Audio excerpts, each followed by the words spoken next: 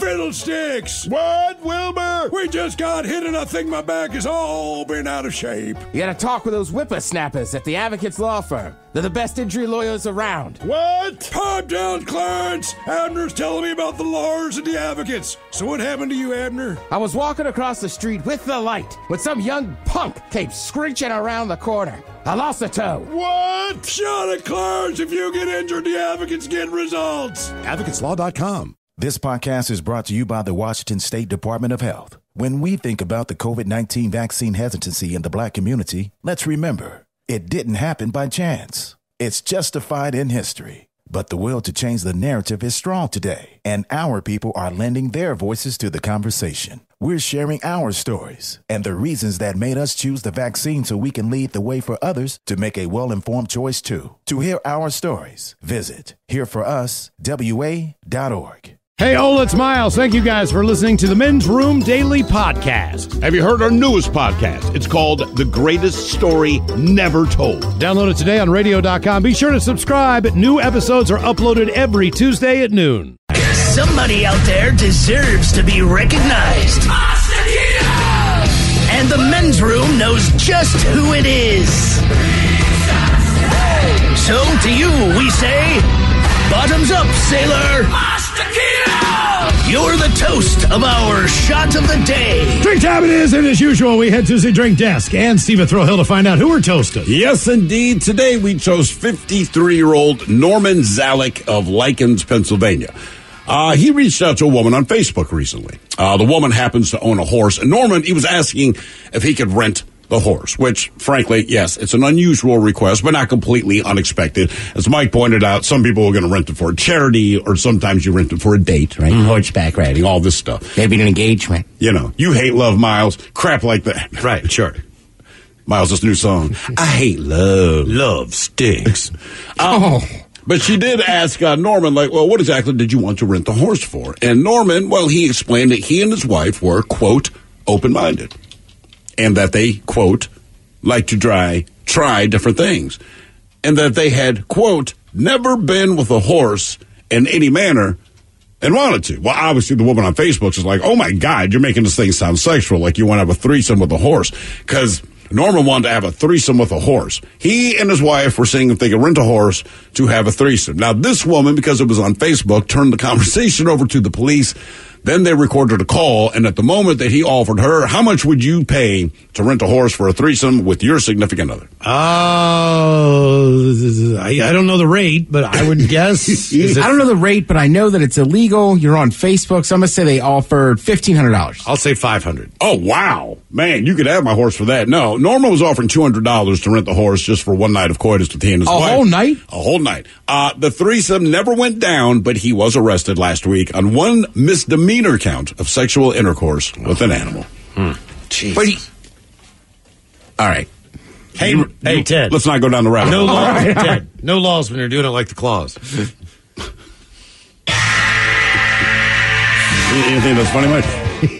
So we pour this booze and we drink this booze because we think it's yummy. Yummy! So over the tongue, down the throat to party in our tummies. Down the hola bichola. The Men's Room presents Profile This. Hey, Stephen Throwhill, can you please tell everyone how Profile This is played? I sure as hell can, Miles. It's a simple game where we share with you a real-life news story. Something that happened right here on planet Earth. And as you listen to the story, based on the stereotypes you believe to be true of people and the decisions that people make, we'll ask you what it is you think makes the story a story. Hello, Lisa. Welcome to the Men's Room. Hola. Hola. All right, Lisa, you understand how this here game is played? I do understand how it's played. Fantastic. So you know you have a choice of one of three stories. We have the wonderful world of drugs. We have Bite Me. In other words, what did someone find in their food? And finally, interior decorating, where you guess the foreign object that ended up on the inside of someone. You know, I've been listening to you every day, and I swear nobody ever does the interior decorating one. That's because it's disturbing. I've never heard of it yet. Okay. All right. We'll do that then. Yeah. Although oddly today, not in the rectum. In this case, we go to the lovely country of India, where a teenage girl has had a certain habit for so many years that eventually doctors had to operate to remove a mass from her stomach. The 17-year-old ended up with 15 pounds of material in her stomach, which is about the weight of a 5-month-old baby. Now, after an ultrasound, the lump was suspected to be a cancerous tumor. And that's when they performed a 6-hour emergency surgery, but instead of a tumor, it was something else. The lead surgeon said it was the first time in his 40-year career that he'd seen such a massive accumulation in the abdomen. Doctors learned that the girl had a habit of chewing a certain something, and a lump of the stuff slowly accumulated inside of her abdomen and covered the entire stomach. Now, she's in stable condition, set to be released from the hospital, but the question is, what was this girl chewing on for all those years that piled up in her gut? Was it fingernails, hair, toothpicks, or carpeting? So I'm going to have to go with hair only because I think I've heard of a similar story. Yeah. What was the first guess? You said fingernails, hair, toothpicks, or carpeting. I will say this. I think with fingernails or with toothpicks, you have a possibility of puncturing the lining either of your intestines or your stomach. Sure. And I think something bad would have happened way before this mass would have got to be 15 pounds. Just because that's one of the things with toothpicks. Either it's your esophagus, it eventually splinters into something. So, I've got a splinter in my gums. Carpeting. Do you really? Not now. I have. We've been on the air. You know, I'm gnawing on a stir or something. I'm like, oh my God, there's a splinter in my gums. Carpeting seems weird. All of it seems weird, man. I'm kind of leaning your way, Lisa. I think it's hair. You know what I just realized? I'm pretty sure it wasn't a real story. It was Grey's Anatomy, actually. Grey's. I think I got that story from Grey's Anatomy. She ate hair, and there was a lump of hair in her stomach. Well, you know they got it from somewhere. Sure. Sure, yeah, no, I believe it. Okay. By the way, we were discussing earlier today before the show, if you ever hear the show open, it says all of us play doctors on TV. Miles actually played a doctor on Grey Anatomy. Grey Anatomy. Grey Anatomy. Yeah. Is that different than Grey's Anatomy? Well, obviously it has a different name. Yeah, it's just Grey A lot Anatomy. of people didn't see it. I was on FR. Okay, I see what you're saying. Okay. Yeah. I was Lisa, on Colonel Hospital. Are you going to stick with hair final answer? Yeah, that's my final answer. All right, Ted, Wait, you what got were a the thought other on this? choices? Fingernails, hair, toothpicks, or carpeting? I'm going to go against her official Grey's Anatomy thought here, and I'm going to go with hair. You are. So we're all going hair. Oh, my bad. I thought she didn't pick hair. No, she did pick hair because on Grey's Anatomy they had a story. That's not right. Yeah. You know what? Screw it. I'm going to go for the easy one and say fingernails, because Ooh. people are always gnawing on their nails. I Okay. need to clip mine. I like talons. All right, Lisa, the category is interior decorating, and you are going to stick with hair as your final answer, correct? Correct. Okay, we're going to find out if she swallowed fingernails, hair, toothpicks, or carpeting next. That was a tease. Hey, all the Macholas, thank you so much for listening to the Men's Room Podcast. And thanks to our pals at the Advocates Law Firm for being great partners. Yes, even you, creepy Kyle. Seriously, though, if you'd been injured as a result of somebody else in your car, on your bike, walking across the street, talk to our friends at the Advocates Law Firm and let them help you out. Yeah, they're the best injury lawyers around, and they want to make sure that you're not taken advantage of. Plus, your first consultation is free. It's simple. You get injured, the advocates get results. Contact them today at advocateslaw.com.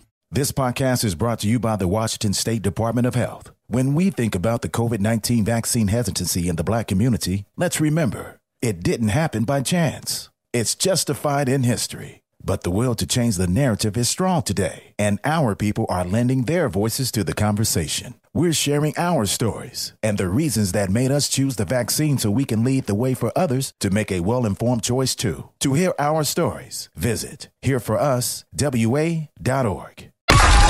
The Men's Room returns with Miles and Thrill. 99.9 KISW. All right. Category today on Profile This, interior decorating. Ruthless. We have a teen girl in India. She had a mass.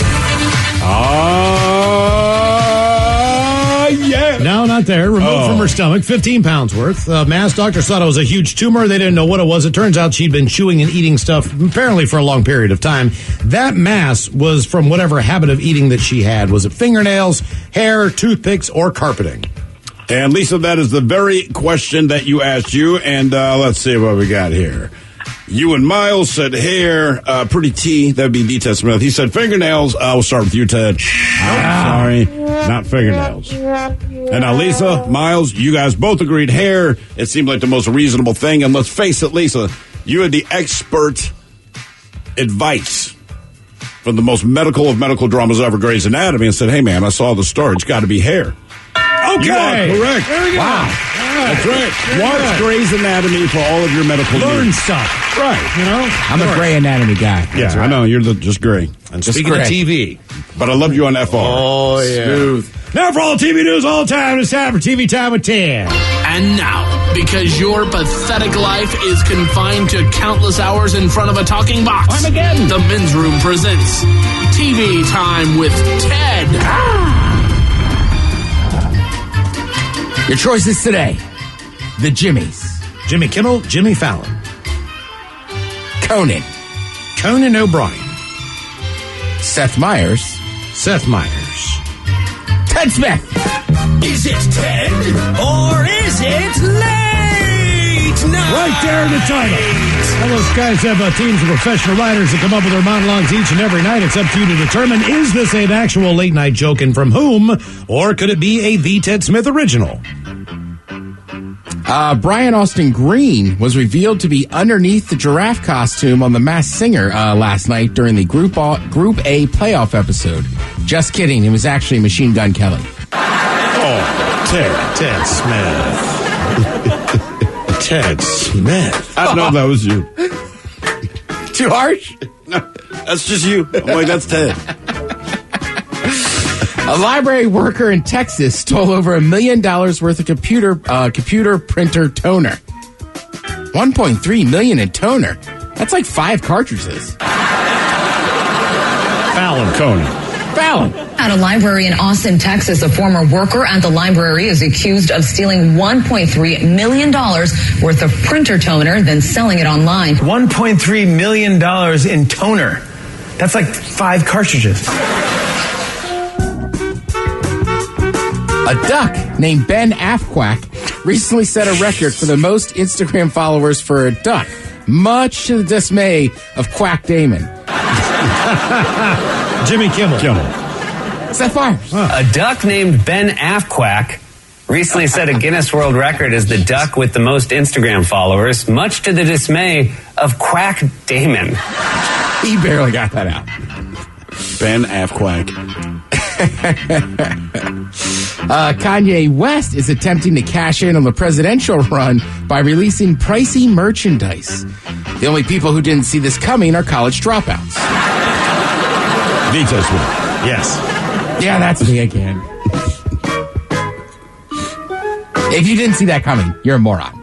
Of course. Yeah, it's like his Sunday services. He sells sweatshirts for like $300. It's Yeah, I'm here for the Lord. And right now, for limited time, you can pick up a $300 sweatshirt. Normally, I'd only charge $150, but since you're here, I'll double the price for you. Christmas is still months away, but it looks like the virus will... Virus. Our coach, so new we have Holtz. over here. New Holtz. It's your virus, you're the Irish. All right.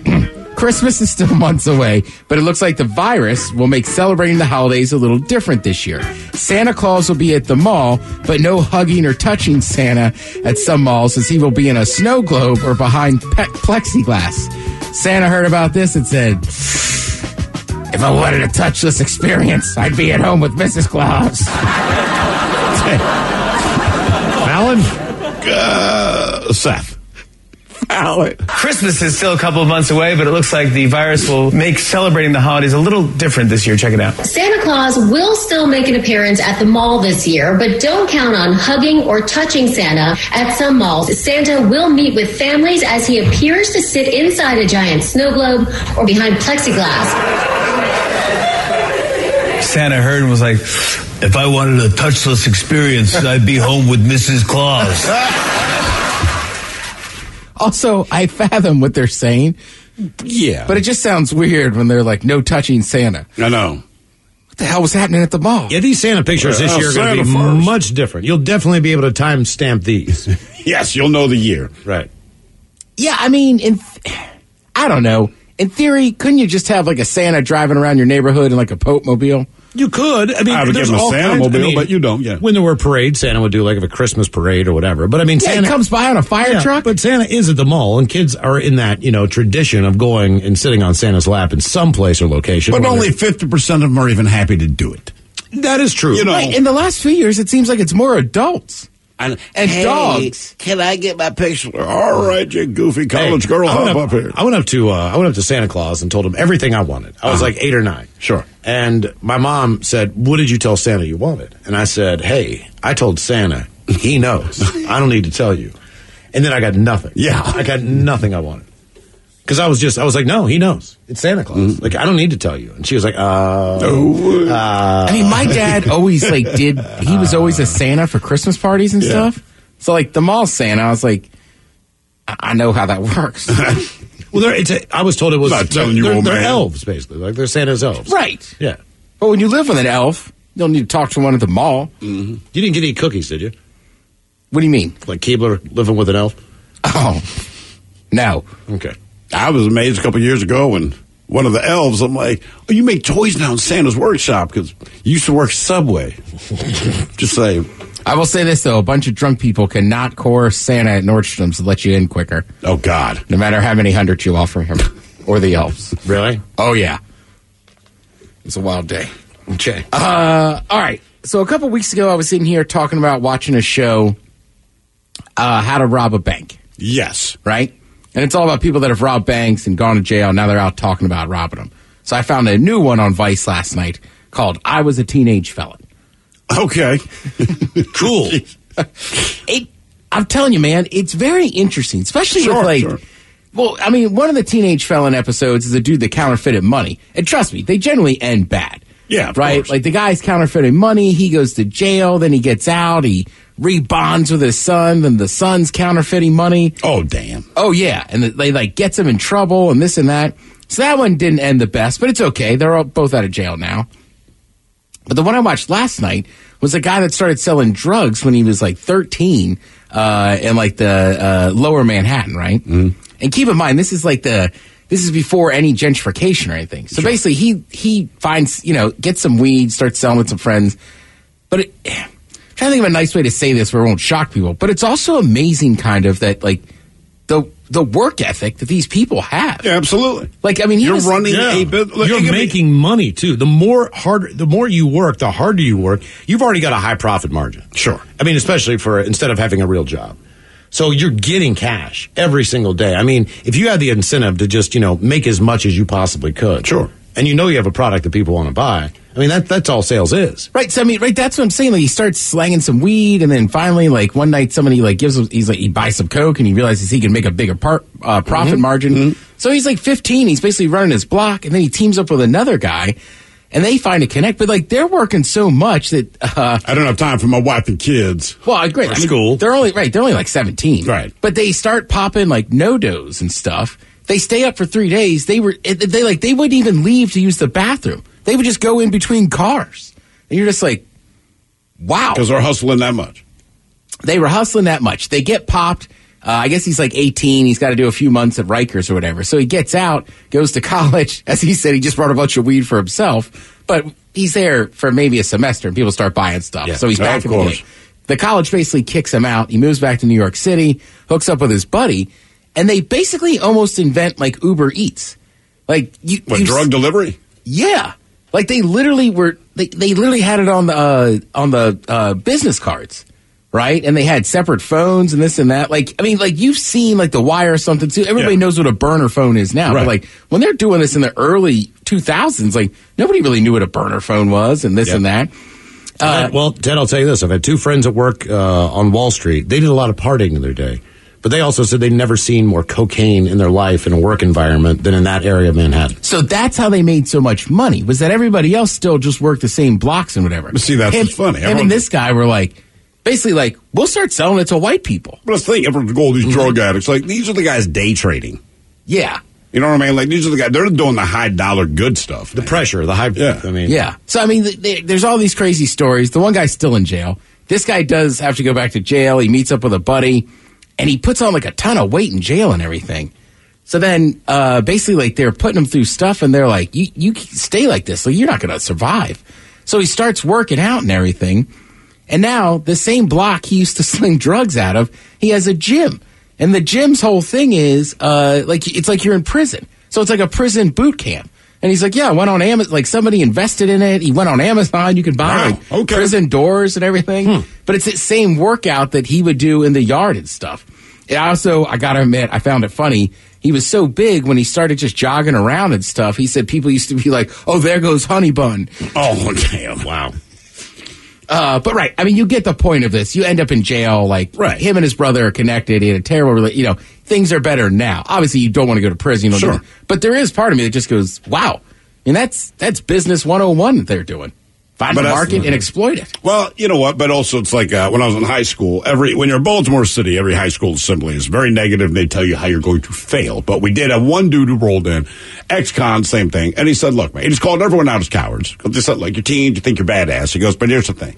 You have all this energy. My only challenge to you, if you're not a bitch, and that's exactly what he said, because that's how assemblies were, take that same amount of energy and put it toward good stuff that you put toward negative stuff. He said you might surprise yourself. Yeah. Like you expend zero extra energy to do something that's actually going to help fortify your life than it does to be an idiot, right? Well, and it's tough, too. It's like one time he comes home and he's sleepwalking and he's spilling drugs all over the ground. He doesn't realize it, right? So now the dad's stuck in this situation where, obviously the dad doesn't want that in his house, but he's got to help him clean it up because he knows, if my son doesn't get this money, he's going to be in a lot of trouble. Yeah. So, yeah, anyhow, it did not work out.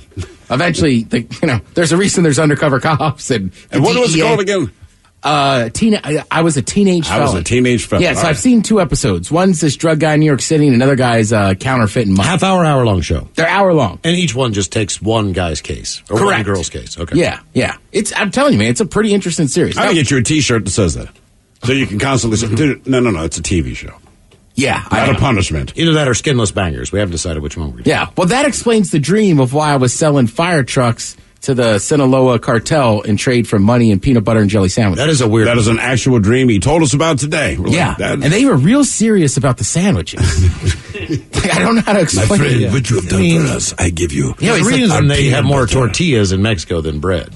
Look, Miles, you're right, but he's a drug dealer, Miles. Right, their whole point He's got a bread guy. These are solid sandwiches, and as long as you work with us, the sandwiches are going to continue. I do love a torta. That sounds so insane, but... And just for you, friend, I got this from a mini loaf of Wonder Bread from the outlet. Yes, it's 3 days old. Just how you like it, friend. Have some ding-dongs. The other problem with the mini loaf is that there used to be another mini loaf that... women would use for to make a little sandwich for you have a relish tray and then you'd have this little loaf those little rye bread squares or whatever. Yeah, right. But as a kid, I'd always confused that with the Wonder Bread stuff. And it's gross. I know, man. It's quite the childhood, bro. Sometimes I gotta leave stories inside. No, you don't. All right. I'm happy to know that. Yeah. Good piece of pride. So, Allison Hannigan, she has basically, they're saying it's like she has a leg up on Halloween for decorating. She got a lot of the stuff from Buffy the Vampire Slayer. Oh, she just gripped stuff from the set. Right. She's like, I have the graveyard stuff, so that's a lot of my Halloween decorations. I have a lot of the props that I used to help decorate my house, which is very cool. Ooh. Our graveyard is real spooky. It's pretty awesome. Yeah. It's like... You think Tim Allen's like, come by my place at Christmas? She just set herself up to get robbed. That's from the set? Yeah, exactly. Oh, really? That's out in your front yard? Yeah, but I can't imagine she lives, in the hood. No, but I'm still saying that you could drive up and take one. I think she lives in a gated community. Oh. She strikes me as that type. Well, I mean, I don't know. I mean, I don't know. Is Brentwood gated?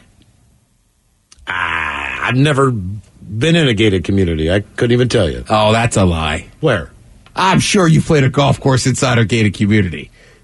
No. Really? Come on. Oh, well, I've been to a golf course that was gated, but it wasn't a community. People live I'm just saying, I think most Hollywood actors live in those kind of neighborhoods. But I don't know. So. Like Brentwood, I mainly know from OJ. I know he had a gate inside of his thing. That worked well. Yeah, but there's the Hollywood Hills and this. I'm just, sure. I'm with you. I'm sure people might, but I don't. It's going to be a neighbor. Allison Hannigan. Oh, yeah, it'll be a neighbor. Yeah. Even if your neighbor's rich, they're still going to be like, dude, I loved Buffy. I stole your gravestone. She did Please, say, Mr. Brad Pitt, can I have it back? No.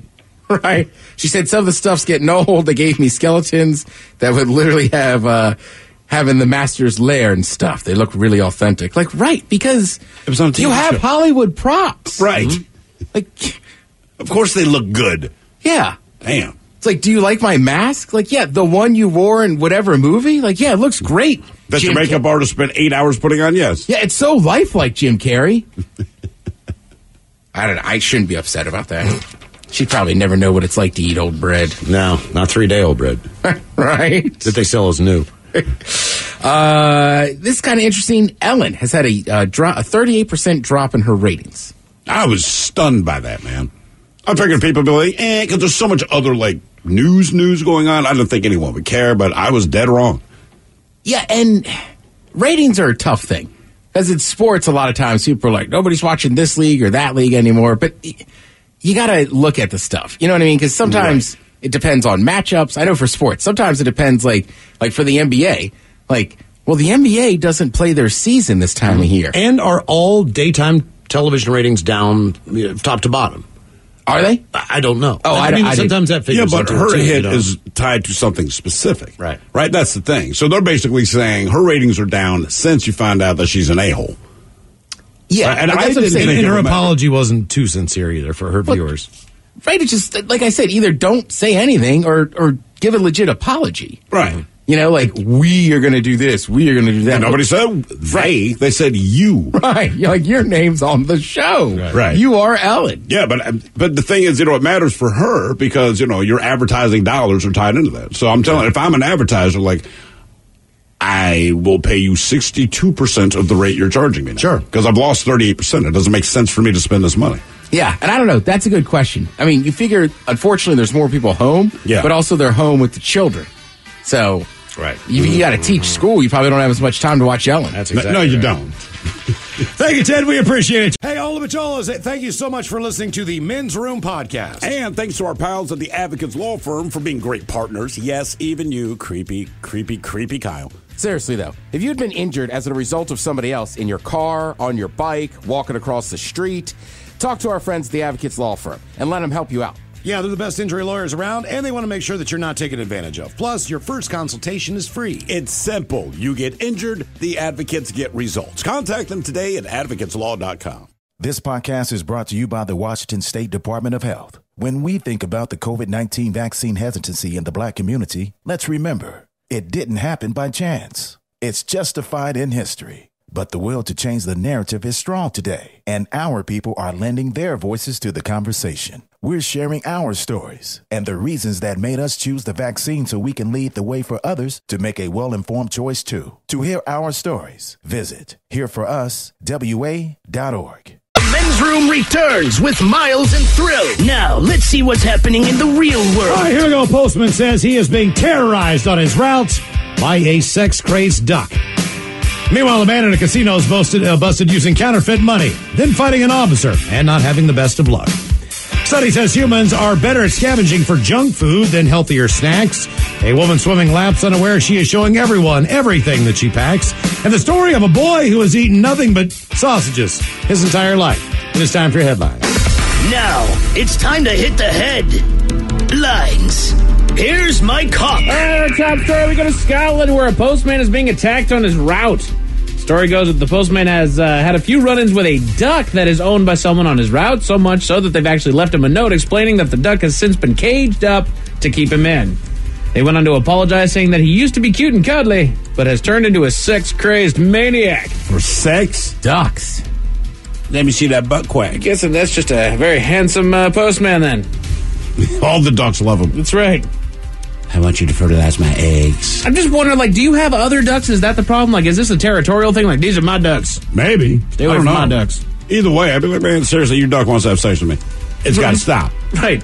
I do not get paid for this. I'm not sexy, but I don't care. In other news, our winner of the day comes to a man in Kentucky that decided that he would tell a school bus just how he really felt.